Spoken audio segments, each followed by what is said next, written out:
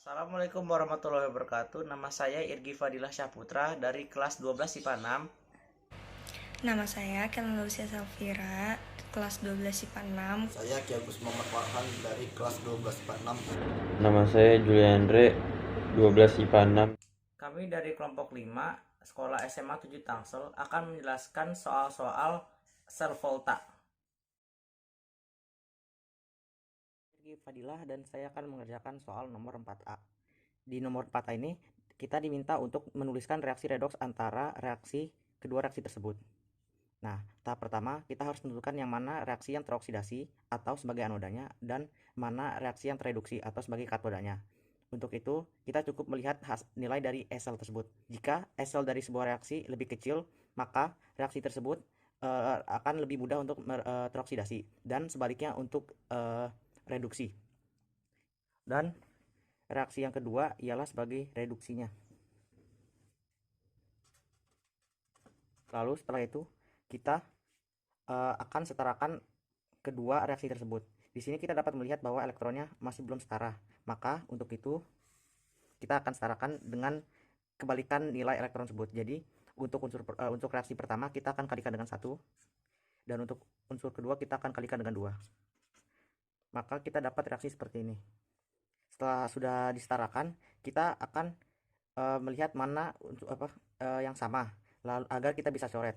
Seperti elektron ini 2 elektron kita bisa coret.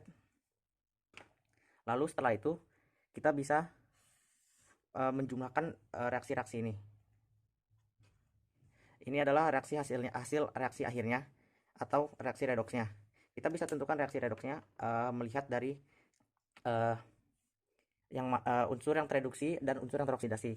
Di sini kita dapat melihat bahwa Pb adalah unsur yang teroksidasi karena birox di sisi reaktannya tidak ada dan pada reaksi produknya terdapat duaan. Yang reduksi adalah unsur Ag karena pada Ag yang terdapat pada sisi reaktan hanya terdapat 1 dan pada reaksi sisi produk tidak terdapat birox sama sekali. Jadi ini reduksi. Ya, demikian untuk penjelasan nomor 4A. Mari kita ke berikutnya 4B. Nama saya Kelly Lucia Safira dari kelas 12 IPA 6. Jadi sekarang saya mau nentuin si notasi sel ini.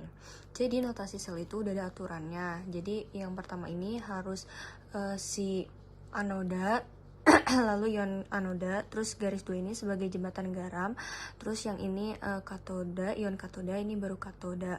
Nah, setiap yang ada ionnya itu harus diberi muatan.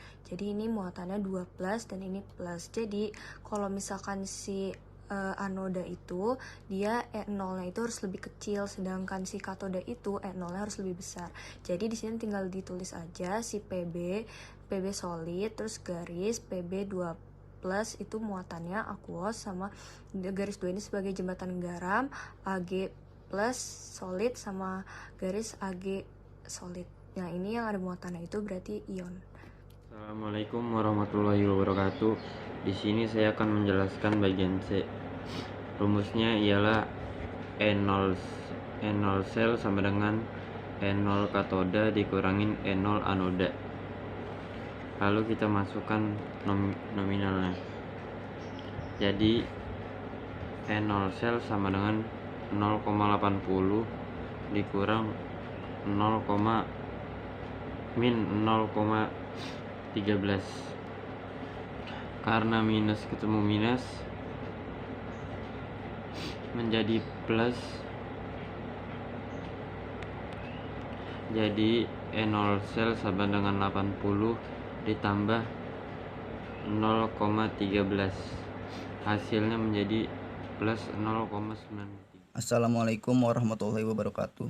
Nama saya Ki Agus Muhammad Farhan dari kelas 12 IPA 6, kelompok 5. Saya ingin menjawab nomor 5A. Pertanyaannya yaitu, urutkanlah logam-logam tersebut Al, Zn, Cu, dan Fe berdasarkan bertambahnya daya reduksi dari paling lemah hingga paling kuat dari beberapa reaksi redoks di atas ini. Nah, daya reduksi di sini nama lainnya yaitu reduktor. Langsung saja kita jawab. Nah, reaksi yang pertama di sini ada 2Al ditambah 3ZN2 plus menjadi 2L 3 plus ditambah 3ZN. Nah, di sini diketahui reaksi yang pertama E0-nya sama dengan plus 0,90 volt. Kenapa E0 di sini plus 0,90 volt? Itu karena merupakan selisih dari E0 yang mengalami reduksi yaitu Zn dikurangi dengan E0 yang mengalami oksidasi yaitu Al. Nah, karena di sini E0-nya plus 0,90 volt, jadi E0Zn lebih besar dari E0Al.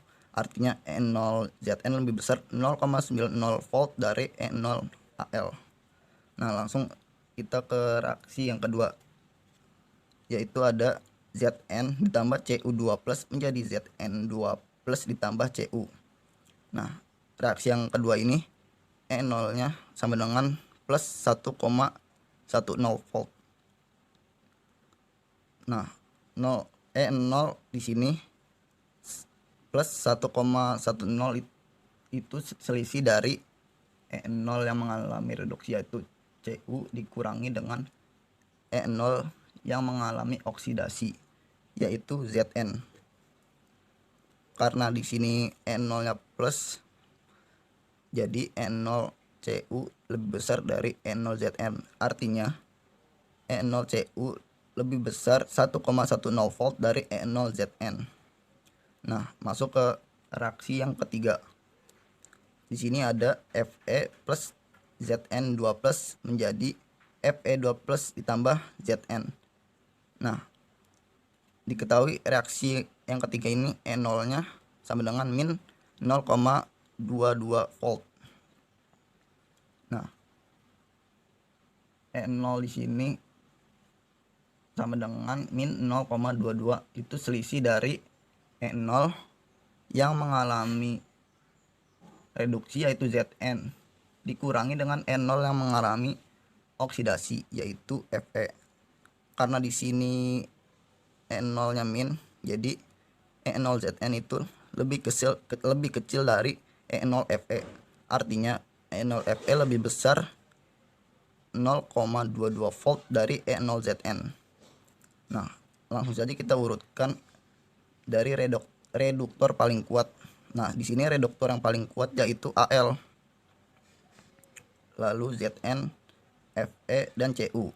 Karena pertanyaannya daya pereduksi dari paling lemah hingga paling kuat, jadi urutan dari pereduksi paling lemah ke pereduksi paling kuat yaitu Cu, Fe, Zn, dan Al.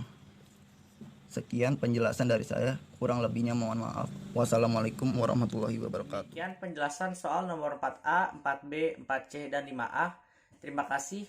Wassalamualaikum warahmatullahi wabarakatuh.